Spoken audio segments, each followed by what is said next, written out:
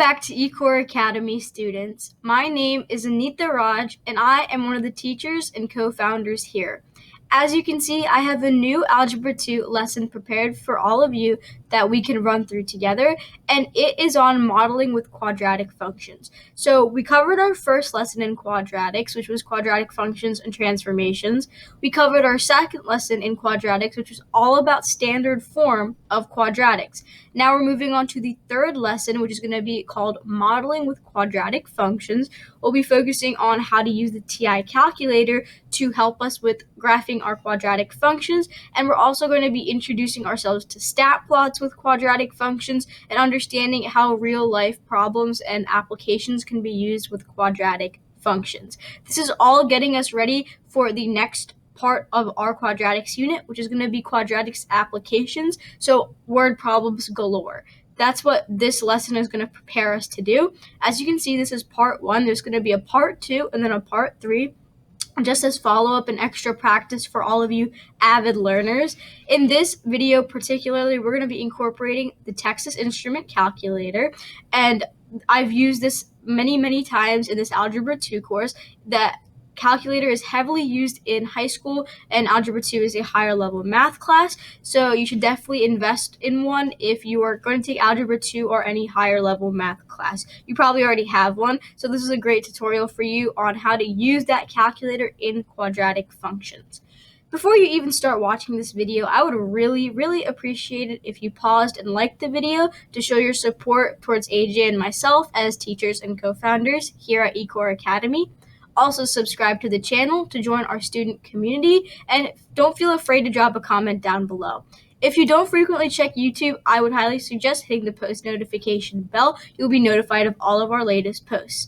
And lastly, please utilize our social media in the description box below to share eCoreAcademy through all the platforms that you use to interact with friends and family who could possibly benefit from our platform. All right, let's get right into the video I have prepared for us today. So first, I want to go over why and how do we model quadratic functions. These first 2 slides are going to be going over some key ideas, and the next portion of this video will be going through a practice problem, and I'm going to be showing you how to incorporate the TI calculator. That's going to be the structure for this lesson. So first, let's answer the question, why and how do we model? So why do we model quadratic functions, and how do we exactly do that? Well, let's see. I have the answer right here. To answer the question, why do we model quadratic functions? Well, we use to model real-life applications. So there are scenarios in real life where a quadratic function is appropriate to model a situation.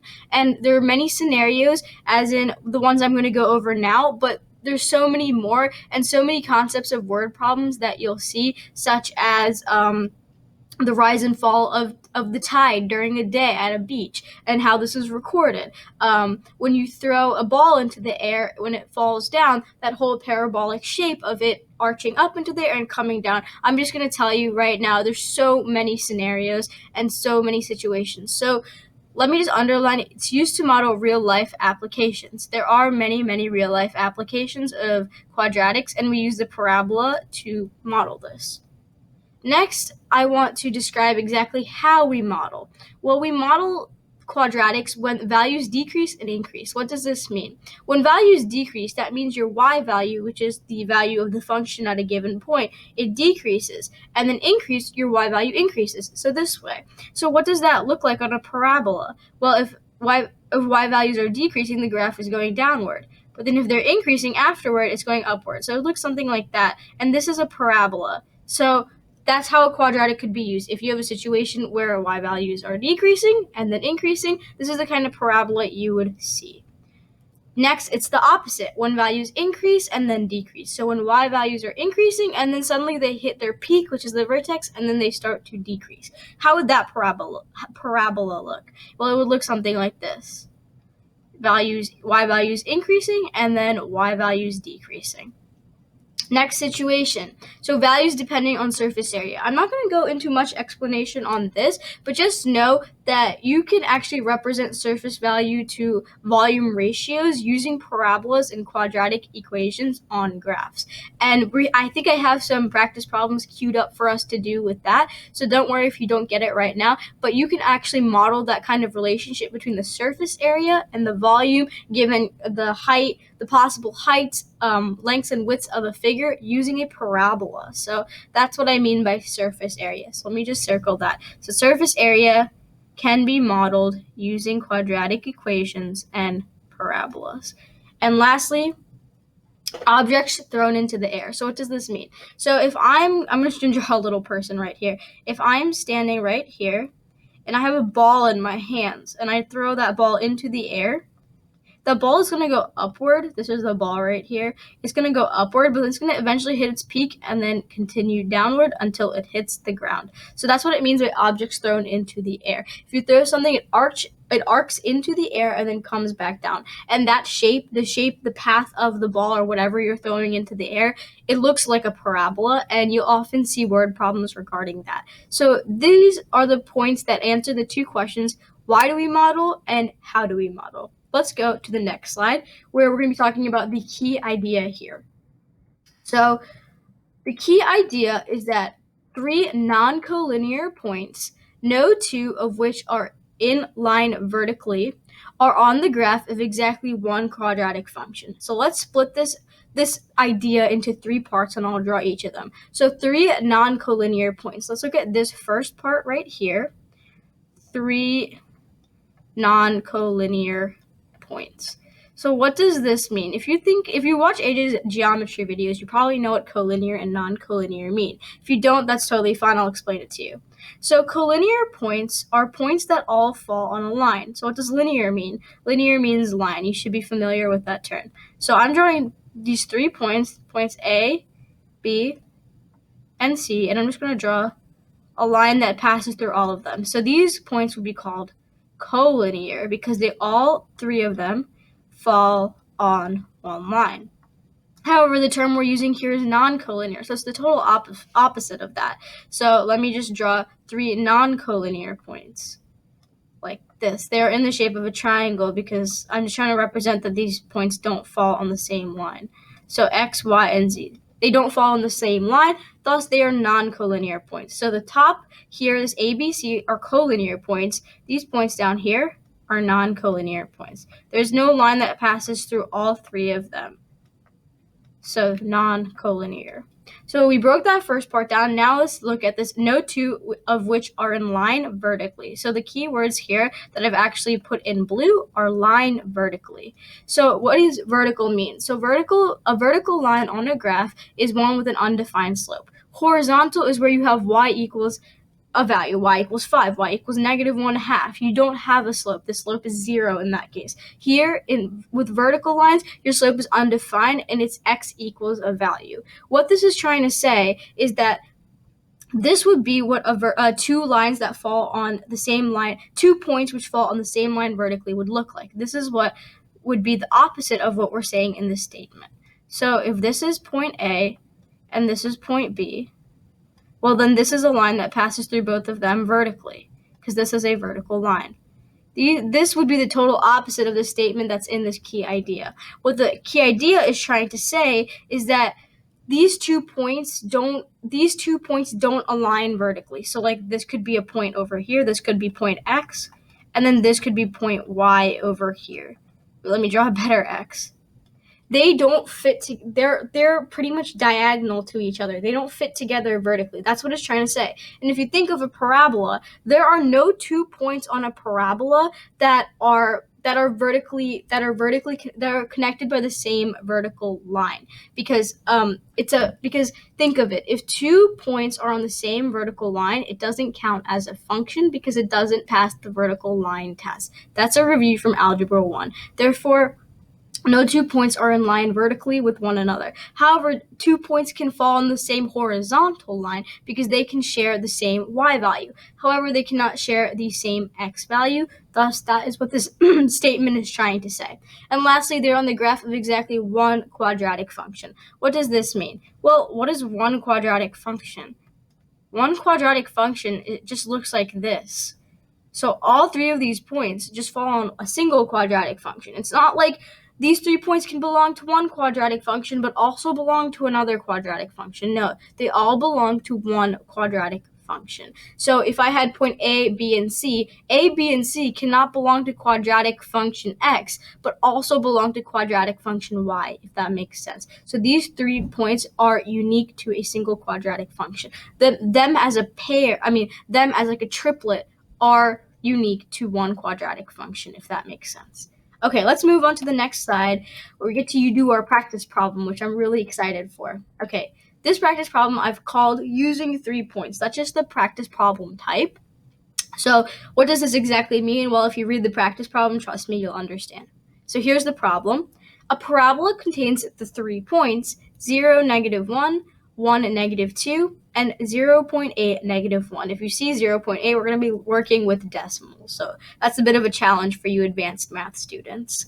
So the question I'm asking you is, what is the equation of this parabola in standard form? So these 3 points follow all the rules mentioned on the last slide. All 3 of these points, I'm just telling you now, are non-collinear. No 2 of these points fall on the same line vertically, and they all belong to a single quadratic. So the answer you get, there's only one possible correct answer. You don't have multiple quadratic functions that could be the correct answer for this. There's just a single answer. So we're going to be using these 3 points, and I'm going to be showing you how to find the equation of the parabola that these represent in standard form. So here is, like I always do, I write the problem at the top of the screen so you can refer to it at the top of the screen. So here's the solution by hand. It's already been pre-written. I usually do this for those of you who like to pause the video and then copy down the answer before going to the next slide where I actually handwrite it and explain it to you as we go. So here is the solution ahead of time. This is exactly what I'm going to be going over, so don't think that this is a totally different solution than what I'm going to be going over. If you want to pause the video and copy this down, feel free to do so, and on the next slide I'll be running through this and writing it all out for you. Okay, let's continue. Hopefully that was enough time for you to pause and copy that down. So again, problem at the top of the screen. What is the equation of the parabola in standard form? So we're going to do the solution by hand, but this time we're going to be solving it together where I write it on the screen. Okay, so first we want to identify what we've been given. I really emphasize this because you need to know what information you've been given so you can work with that information and see which method you need to use to solve the problem. Because we have fundamental concepts that we know to solving problems, but by identifying what we've been given in the problem, we can pick which method we want to use, which would be most effective to finding the solution. So let's write down what we've been given. I'm going to write it at the top. So all we know is that this parabola contains the points. So we've been given 3 points. We don't know if one is the vertex or one is not the vertex. Contains the points. And I'm just going to rewrite the points here.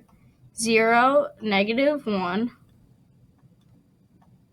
1, -2, and 0.8, -1. So this is the information that we've been given so far. Also, we need to do this in standard form. So let me write standard form to the side. Y equals ax squared. You should be familiar with it by now. Plus bx plus c. So this is our standard form. So what we're trying to figure out is we're trying to find the value of a, b, and c. So if you look closely at the 3 points we've been given, 0, -1, 1, -2, and 0.8, -1. We know we definitely can't figure out what a and b are from these points. We know, however, that c is the y-intercept of this function. And you find the y-intercept when x is equal to 0. So the coordinate pair for the y-intercept would be 0 and then your y value. Well, if you look at these 3 points that we've been given, we see the point 0, -1. So what does this mean? Well, the y-intercept is when x equals 0, right? So in this coordinate pair, x is equal to 0. Therefore, we immediately know that this point is our y-intercept, meaning it is our c value. So I'm going to write that right below this.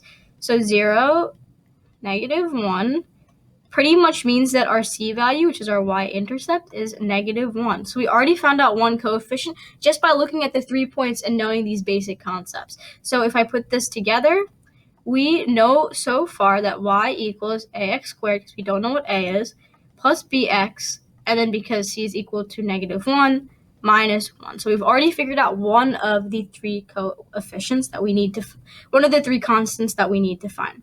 Now we got to find a and b. And how exactly are we going to do that? If you remember from the last video, we had a scenario similar to this. We used elimination method where we had the vertex and the y-intercept, and we reflected the y-intercept, and we found another point that falls on the parabola. Then we used the vertex and that reflected point, and we made a two variable system, and then we solved. So we solved the value of a and b, and we found the final answer. So that's exactly what we're going to be doing right now. But we're going to be using these 2 points that we haven't used yet, 1, -2, and 0.8, -1. So let's do that right now. So let's first work with 1, -2, and we're going to be working with y equals ax squared plus bx minus 1. We're going to be plugging -2 in for y and 1 in for x. So let me write that down here. So a -2 equals a times 1 squared instead of x squared, plus b times 1 minus 1. So this is what we have so far. So let's simplify this. So -2 equals, 1 squared is just 1, so a times 1. B times 1 is just b, plus b minus 1.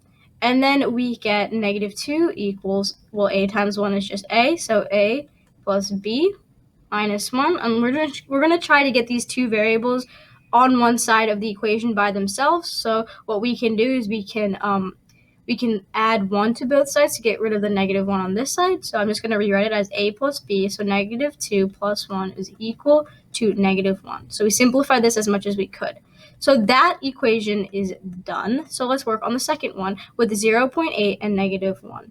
So let's plug -1 in for y and then 0.8 in for x. So let me write it down here.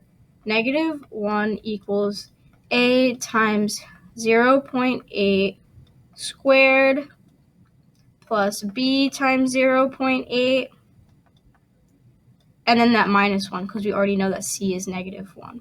Then we can just simplify that. -1 equals a times, what is 0.8 squared?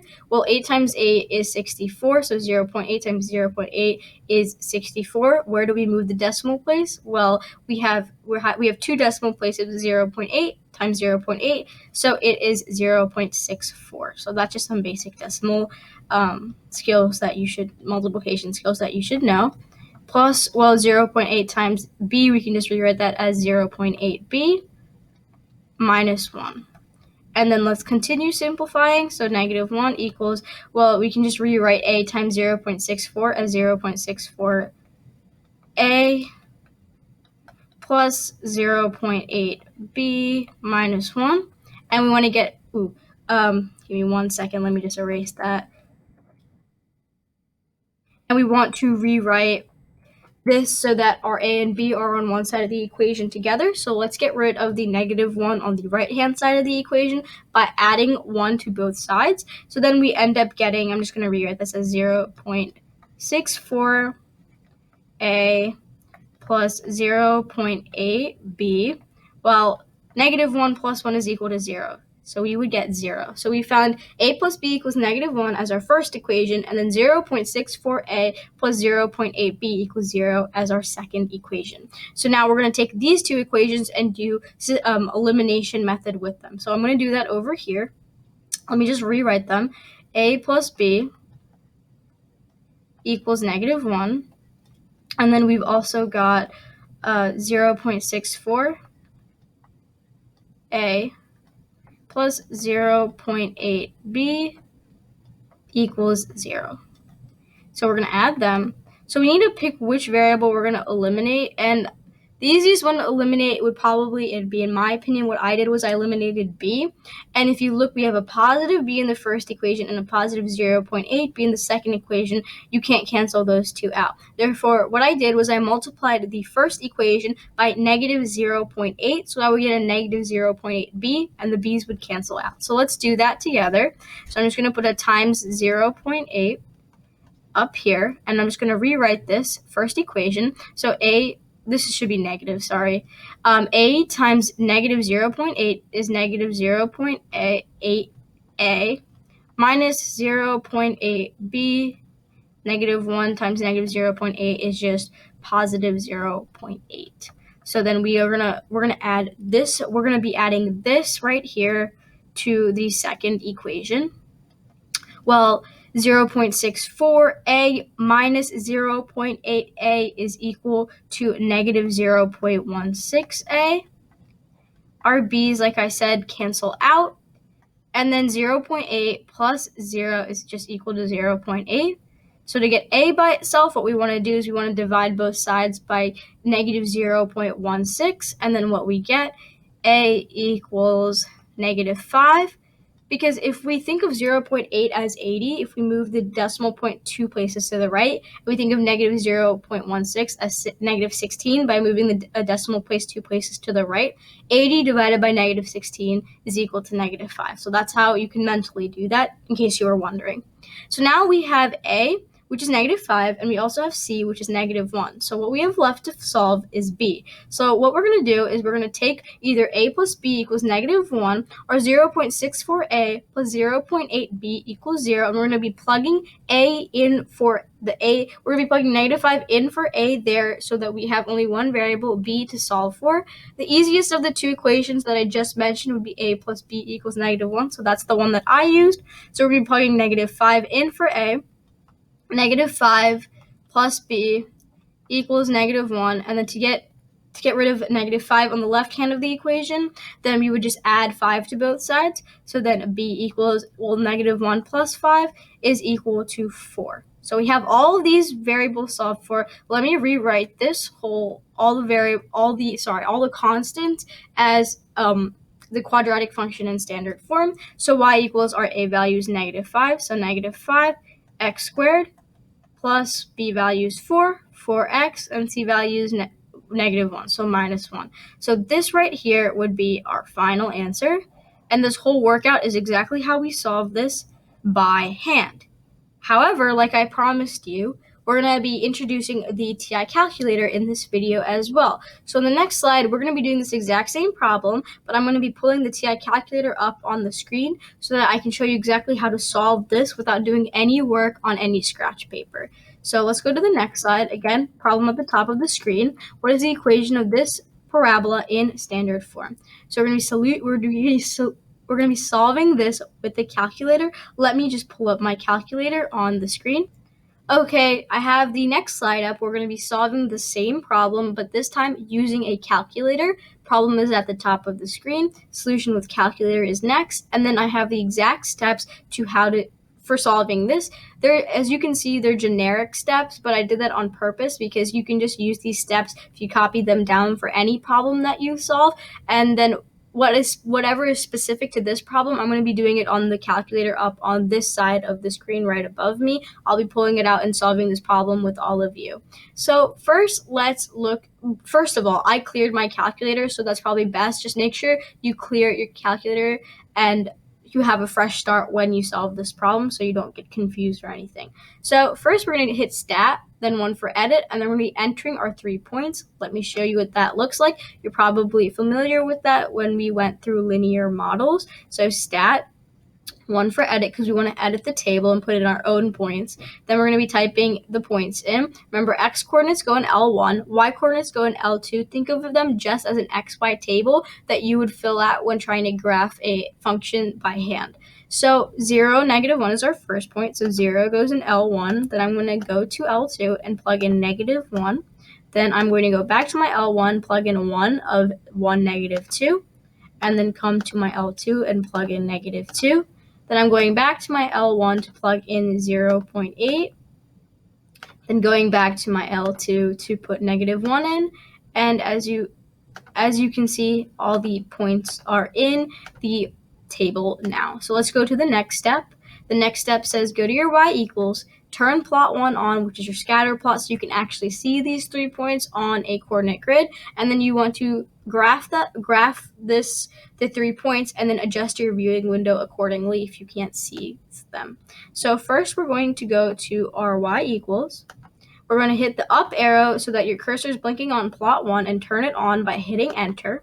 It should already be set up on scatter plot. If it's not, you know how to do that, so take care of that before you continue on.